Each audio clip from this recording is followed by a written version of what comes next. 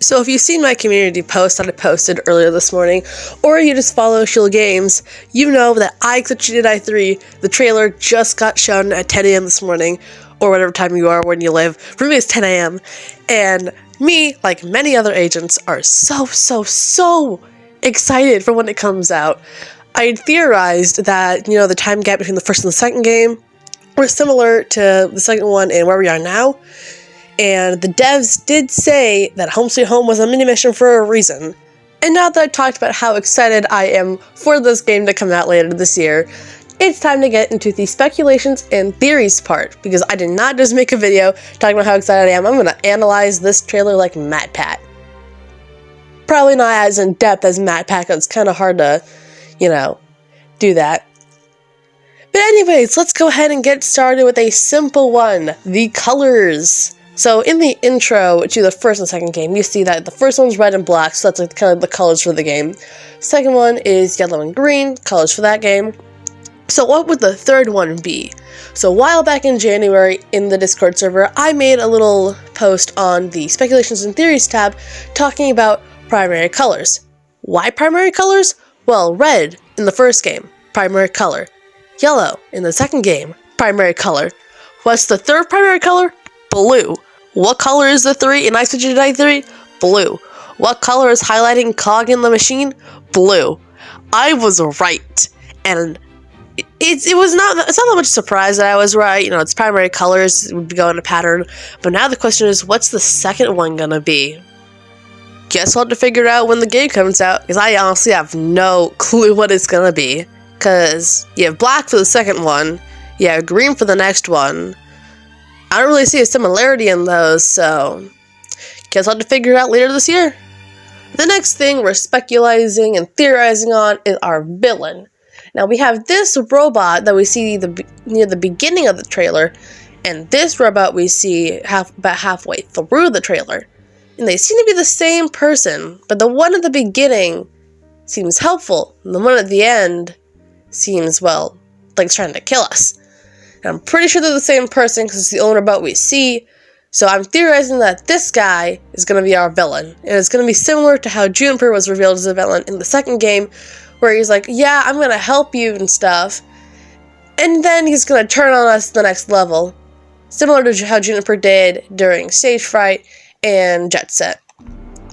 The next thing I'm going to attempt, and put heavy emphasis on attempt, because theorizing is not my entire strong suit when it comes to things I don't have much information for, but we're going to give it a shot anyways. We're going to try to theorize on our missions. Now the first one is where Phoenix is at this little control panel, and on the top right and the top left it says Zeraxis Analog Expansion Bay 4. And around us we see what appears to be lava.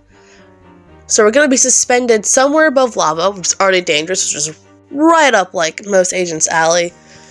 And we're going to be trying to expand something. Maybe we'll have to somehow get across something, and so we're trying to expand our platform over. Maybe we're trying to cover the lava. I don't know. It's going to be a really interesting mission, though, based off what we're seeing. At about 27 seconds, we see that we have another underwater level, and the AI voice is back! If you don't know what I'm talking about by the AI voice, in the first game we have an AI voice during Deep Dive that's in the submarine escape pod, which her voice acting is awesome. I love it. And I'm so happy that we get another water level. Those ones are so fun to do. I just like water levels, water Mario levels. I like those. Water levels in VR, even better, because you get to, see all the water and it feels like you're actually there. I also think we're going to get a similar mission to Vacation First Class in the first game, because at about 32 seconds, where that robot tries to attack us, we appear to be in some sort of ski lift. I did originally think this was going to be similar to an in-air plane level like the first game and the second game has, but then I thought, skiing is more of a vacation kind of thing. And I think Phoenix needs a break after getting blown up in the death engine and then literally almost dying and falling to their death. But the agency is probably going to take it out of their paycheck, because if we know anything about the agency, they're very broke. Very, very broke. I also think that one of our missions are going to be incredibly large, which either require us to 1, move around, or 2, use some sort of teleportation thing. Because lots of times in the trailer, you'll see similar looking rooms, like at the beginning, when you first meet the robot, towards the end of the trailer. They all have very similar looking pieces, and we're in different spots. So one of our missions should be very, very large, which is very exciting to think about. This also could be our main hub / office kind of thing, but I don't really think so, because at 24 seconds and towards the end of the trailer where Handler's talking to Phoenix, we see something that looks a lot like the missions briefing thing, similar to the first games where it has the projector screen. Along with that, at about 27-28 seconds on the right, we see what appears to be some sort of VHS looking thing that says Operation something call. I believe it says house call. It's not very clear on what I'm using to watch. So this is definitely our main area. I also believe one of our missions are going to be inside our own little hub area, because at about 33 seconds, we see a very similar looking cartridge or VHS or reel holder, whichever one we're going to call it, that looks an awful lot like the one we saw in our what appears to be our hub room. And it also has a similar cartridge that says Control Point Tutorial with the agency symbol on it. And we sure do look like we're doing a mission. So are we doing a mission in our hub room? Most likely.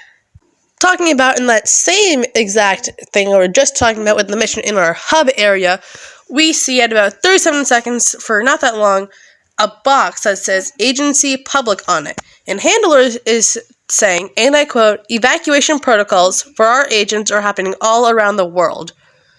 Has Zoraxis found the base and knows where all the agents are? Why else would we be evacuating agents from around the world? It wouldn't make sense. It would make sense for them in our area, since we're Zoraxis' main target, but it doesn't make sense for around the world. I also think that we're going to be helping Handler and the rest of the agency get everybody to safety. Otherwise, why will we have something that says Agency Public on it? There is also something I noticed at about 30 seconds, where we have this box that says OS with a Z inside the O. And then it says Z-OS-version 1, 1 dash, and then I think it says 2XP. It is very hard to read because it's small, and it says failure is not an option. Z. If we remember from the second game's end credits, it's talking about how Zoraxis can't hide in the dark anymore, and that they're changing their ways. Could this be them changing their ways? What other thing would be, failure is not an option? If we go back to the voicemails in Zora's car during the first level's I Expect You to Die 1, there's a voicemail that talks about this girl who's an intern and knows there's consequences for failing.